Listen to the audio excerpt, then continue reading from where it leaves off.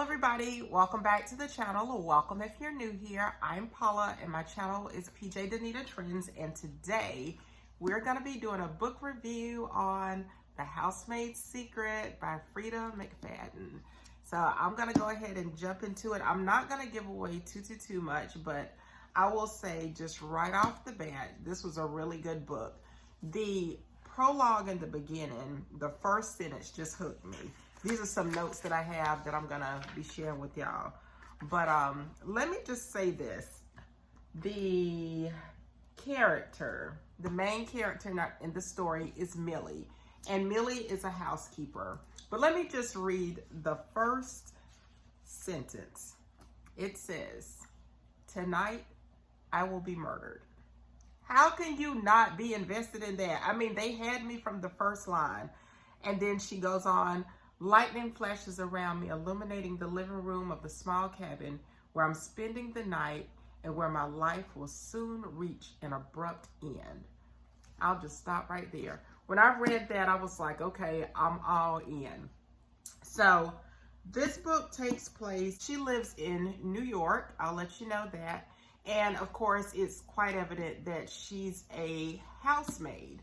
In the beginning of the story, she has a job and she works for someone. That character's name is Amber. And Amber has a daughter. Her daughter's name is Olive. Well, she ends up losing her first job as a housemaid because Amber is very wealthy, she's affluent, and she's always on the go. And so Millie ends up just spending so much time with Amber's daughter. Well, one day, Olive, Amber's daughter, calls Millie mama, and Amber turns around and she says, "What did she say?" And so the child just keeps saying mama, mama, and clinging on to Millie. And long story short, she ends up getting terminated from that position. Amber gets irate, she's upset, she feels like Millie's teaching her child to call her mama, and so she loses her job on the spot. So Millie goes home and she lives in the South Bronx. So she lives in the not so nice part of town. And so she doesn't have a lot of money. She's in school. She's trying to finish school. She's trying to claw her way out of her situation. And so she's been working for these affluent families. She also has a boyfriend, Brock. And so Brock is another character in the story. And shockingly, he's well off. He's an attorney.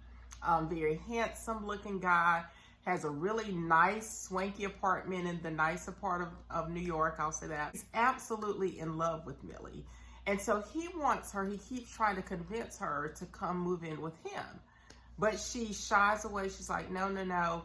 So Millie, I'll say, Millie has a secret.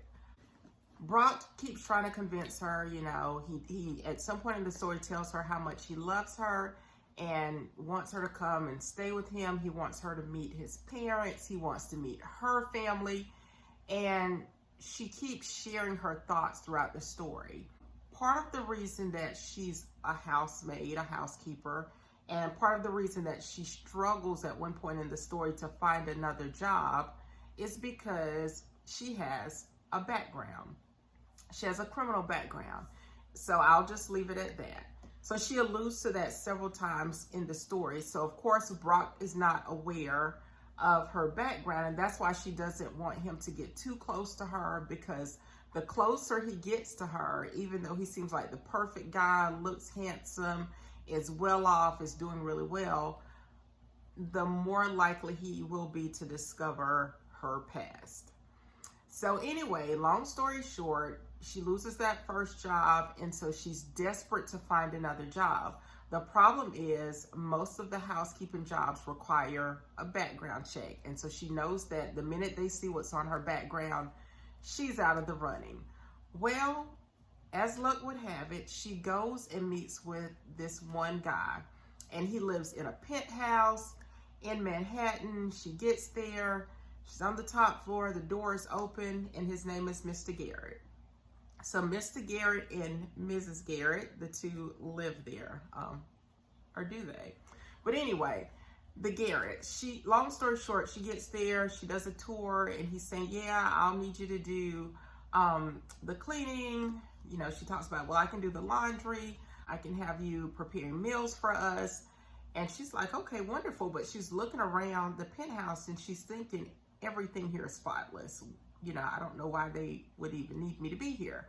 But anyway, he goes and takes her on a tour of the penthouse, and he goes to a door, and that's where his wife is allegedly. But he tells Millie that his wife is very sick. Wendy, his wife Wendy, is very sick, and she's been sick for the majority of their marriage, and so she's not up to meeting Millie at the time. But anyway, he hires her on the spot. So Millie's excited. She's like, oh my goodness, I get a job. And she was so devastated when she lost her first job in the beginning of the story, because that family was wealthy, but this family is even more wealthy, or so it seems. So she's like, oh my goodness, I cannot believe I got this job, and they offer her a great wage. So she's excited, but she does notice that some things just seem a bit odd. So she leaves the penthouse. She doesn't meet the wife. She meets Doug Garrett, but not Wendy Garrett. So she leaves and she goes back to her life. But anyway, she shares the news at some point with her boyfriend, Brock. And fast forward, she shows up to her first day on the job. So she gets there. The doorman, when she walks in the building, he turns the key to the elevator and it takes her up to the penthouse. She gets there and she announces, she's like, hello, I'm here. And nobody says anything. So she announces that she's there again and nobody says anything. So anyway, she goes on with her chores. She starts, like I said, again, everything is so clean that she thinks, okay, well, let me just start with laundry. So she remembers that when she went to initially meet with Doug Garrett, that he showed her where the laundry was. So she goes to the laundry basket. She grabs the dirty laundry. When she looks in the basket, she's kind of shocked because all the dirty clothes are perfectly folded. And she thinks, okay, I'm pretty sure, I'm positive these are the dirty clothes. And she's like, okay, who folds all of their dirty clothes? So she doesn't think anything else of it, but she's like, well, let me just carry on. So she just starts doing laundry, and then he has kind of the steps out for dinner. So she starts preparing the meal. She starts preparing dinner. So she's got everything going, and then she hears the elevator open, and it's Doug Garrett. So he comes in and he's calling for Wendy. He's like, Wendy, I'm home. And of course, Wendy does not answer. Millie, she announces, because she doesn't want to start him, I'm here, and I have the hen in the oven, dinner's almost ready. She's got the table set for the two of them. And he's like, okay. So he calls out for Wendy, and she's like, well, do you think she's going to be joining you? And he says, no, I still don't think this isn't a good day. She doesn't feel good. She's not going to join today. And so Millie's like, okay. So there are a lot of things that make her feel like there's something odd going on at the Garretts, but she's desperate, she's broke, her rent is due, and she's not asking any questions for the moment. So, like I said, that's where I will stop. I won't give you anything else. The Housemaid's Secret. Again, our main character is Millie.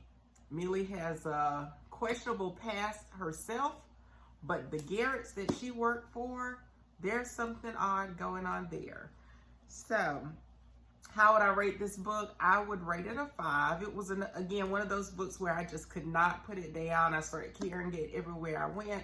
Whenever I would have a few free moments, I would pause and read the book because I wanted to know what was going to happen next, what would happen next. And it's just a well-written book. It flows really, really well. I will say one thing that I've noticed about some of the more recent books that I've purchased, and I'll show y'all the other book that I'm currently reading. This book, The ChatGPT Millionaire,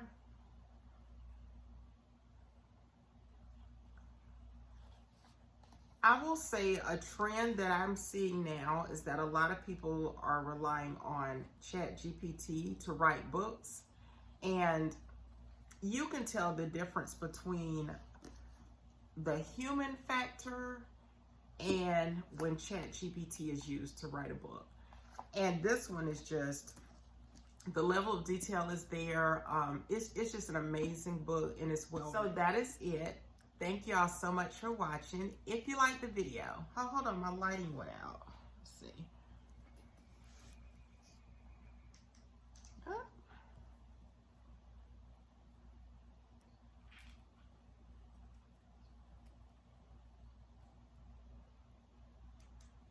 There we go.